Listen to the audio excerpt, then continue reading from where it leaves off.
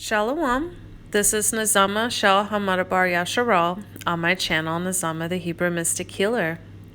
As always, before I get started, I'd like to first show a little love to my 3D kin, the 12 tribes of Israelites scattered to the four corners of this third dimensional plane of existence. Much love and shalom to you guys. I'd also like to show some love to my cosmic kin, scattered to the 12 dimensions of this universal egg matrix. Much love and shalom to you as well. And as always, show some love and appreciation to my viewers, especially those of you who are subscribed. If you're not yet subscribed, please do so now, and don't forget to hit the notification bell. Also, if you like this video, don't forget to give it a like.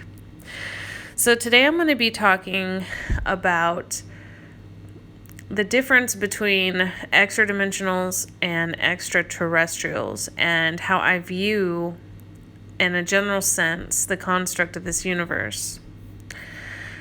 I'm a bit French compared to a lot of other healers and akashic record readers in that I do not follow the NASA model for the universe.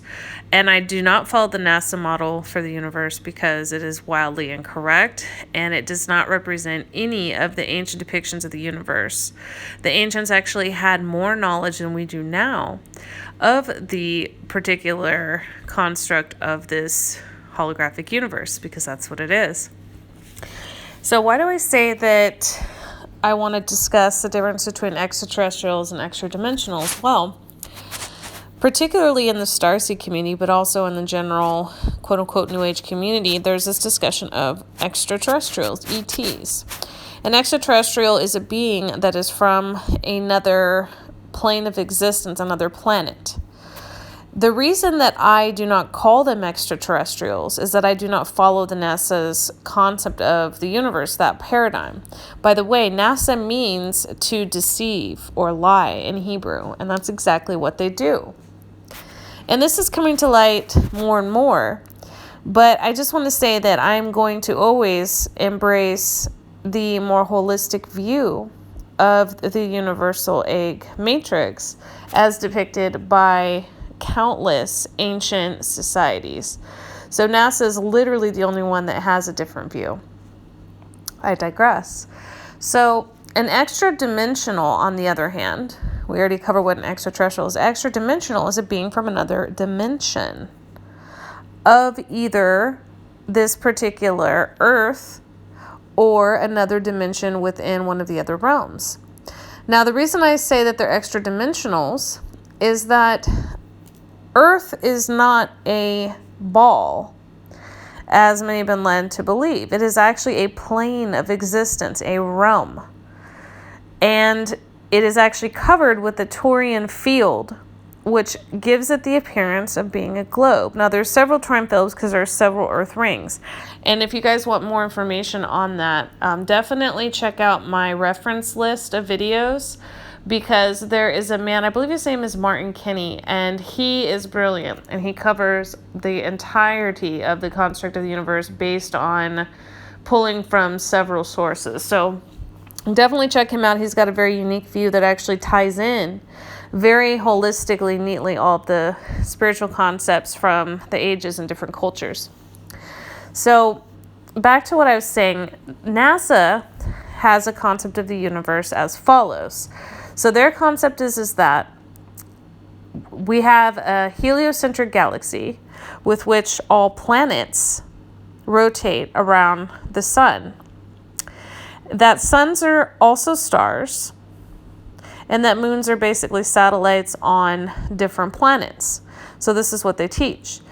Now, most of the mainstream scientists believe that there's only one universe, unless you start getting into string theory, and that they believe that the universe is potentially goes on forever, or at the very least is very large, and that it expands and contracts.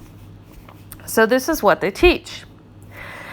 Now, when you look at the ancient depictions of the universe, and honestly, this is what I've seen when I've done my own soul travel, because I started with a clean slate. I wanted to do it without any preconceived notions, and I just kind of let things flow. And, you know, my first memory coming out of the void was that I was actually witnessing the creation of the multiverse, because there is a multiverse. There's multiple universes, and they all look spheric and egg-shaped. So I witnessed this. So within this egg-shaped universe, which echoes, like I said, many of the ancients and what they understood, you have the earth planes in the middle, you have the celestial realms above, and you have the hellish realms below. This whole egg construct is a holographic universe. It is a construct. And within that construct, there are several realms and dimensions. So this is why I don't call dimensionals extraterrestrials, because I don't believe that there are planets in, all these galaxies that we live on. I believe that suns are soul stars. They are beings. They are luminaries. And the stars are fixed stars and they're wandering stars. And each one is a soul vibration expression, making up constellations and making up galaxies. And the galaxies spin around the vortex that goes to the center of the egg. So as you can see by looking at the depictions here, these are realms that contain soul expressions. So when I tell people, for instance, that when I came into this universe, I settled within Rigel Orion, I became part of that soul star expression. I started resonating at that level with that soul group. That's what that means. That's what it means when we're looking into our soul group origin point, or for those of us who pre-existed outside of the universal construct, it's the area of the universe that we settled in first when we entered the universe. So that is the difference between the construct of what NASA presents and what myself and countless, ancients present. Also the difference between extraterrestrials and extra-dimensionals. Now, one other thing I wanted to kind of cover is that, as I mentioned earlier, this is a holographic universe, meaning it is created, yet it is also a being. All is consciousness, all is mind in that sense. And so the universal egg itself is a being. Each galaxy is a being. Each soul star is a being. The earth and the other earths are beings. So that's why when I refer to the heavenly father and earthly mother on my channel, I'm literally talking about that consciousness expression, or that being that we are contained within and expressions of when we're in the universe. Those of us who have inserted ourselves in here as players within this holographic game. Now, there are those who began within the universe, and I'm not talking about the souls that were created and inserted in. I'm talking about the beings that are actually part of the universal being itself. They are actually a part of it. So they cycle within it. They are not separate. They don't have a primordial spark or flame. They're actually part of the construct itself. So there are those, and those would be what I call on my channel as non-player consciousness, or non-player characters.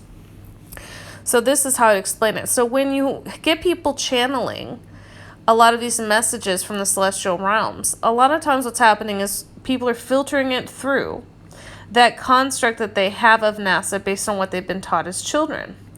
And honestly, a lot of these beings aren't going to correct them, because they're going to work with them at the level that they're at. Now, sometimes you will get corrected. Like if you ask questions, if you say, oh, is this really like this?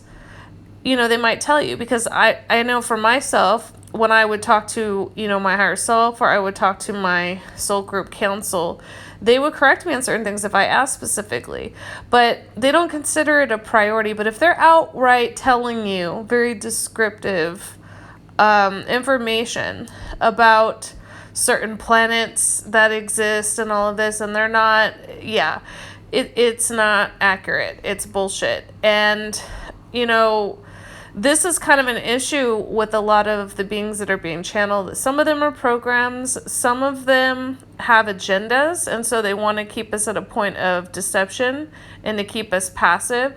So just because a being is in the celestial realm does not mean that they necessarily are telling the truth. It doesn't mean they necessarily have our highest good in mind. Remember, there's no such thing as a good or bad race. And just as people have various agendas, and not everybody around us is necessarily going to be our friend or necessarily cares about our highest good. Likewise, the same thing can be said for the celestial realm. Just because they're in the heavens does not automatically mean that they care. And I'm just kind of want to put that out there because I feel like there's a lot of misconceptions in the Starseed community about that. And if you look at a lot of the ancient texts, it confirms that. Not all the quote-unquote gods from the stars had, the earth race's best interest in mind. Let's just put it like that. So I kind of want to put that out there because a lot of people feel that if they're channeling from the celestial realm, that's automatically true and they can just, believe and not question, everything that's being said and channeled. We have filters we channel through. That's one thing. We have understanding and paradigm. And another thing is, just because we're channeling a being from a higher realm doesn't necessarily mean that being is telling the truth or that they have our highest good in mind. So this is why it's always important to vet out and be cautious when we are dealing with beings and when we are channeling, because we don't always know what we're channeling. There's also EMF, certain, there's basically frequencies that the government puts out that is like a paradigm and subliminal manipulation and propaganda. There are certain types of programs in place that they want people to believe. And they like to basically solidify this by using the media, but these are actually frequencies that are put out through cell towers. So I kind of wanted to put that out there. I don't mean to get all, conspiracy theorist on anybody, but this is really the truth. Don't assume because a being is in another dimension than you, even if it's a higher dimension, that everything they're saying is true and that they're necessarily for your highest good. So I kind of wanted to put that out there. So I think that pretty much covers it. As I said before, if you're interested more about the construct of the universe and how it's shaped and how it operates, definitely check out my reference video list. One more thing I wanted to say is the reason that the universe is structured this way, the reason that things come down to planes of existence within these conscious. If you think about consciousness and how it operates, we do drop in and out of planes of existence. When you look at the majority of the ancient texts, there is this concept of reincarnation and samsara. And so these different planes are there for us to experience different aspects of reality and work through things for the purpose of learning. Now, I've said in other previous videos that certain aspects have been hijacked during the time of Atlantis. If you're interested in that and the effect that that's had on us in our reincarnation cycle, definitely check out some of my other videos where I talk about false light beings and where I talk about the hidden history of the universe. And I am going to be finishing that series, guys. I do apologize, but I like to flow with the information that I'm given through downloads naturally. And so I'll always revisit and come back to things at the right time. But I don't like to artificially push things out. I like to sort of flow. And so I will be revisiting that, but I wanted to wait and revisit it to where it organically came about and not something that was being pushed. So I hope you guys enjoyed this video. I hope it explained kind of where I'm coming from with everything. You see the universal egg depiction that I use in all my videos in the beginning. That is the model that I follow based on my own personal experience, based on my own akashic records, based on my own journeying, and based on the research that I've done, all compiled holistically. So I hope you guys enjoyed this video. If you did, be sure to give it a like. There's more on the way.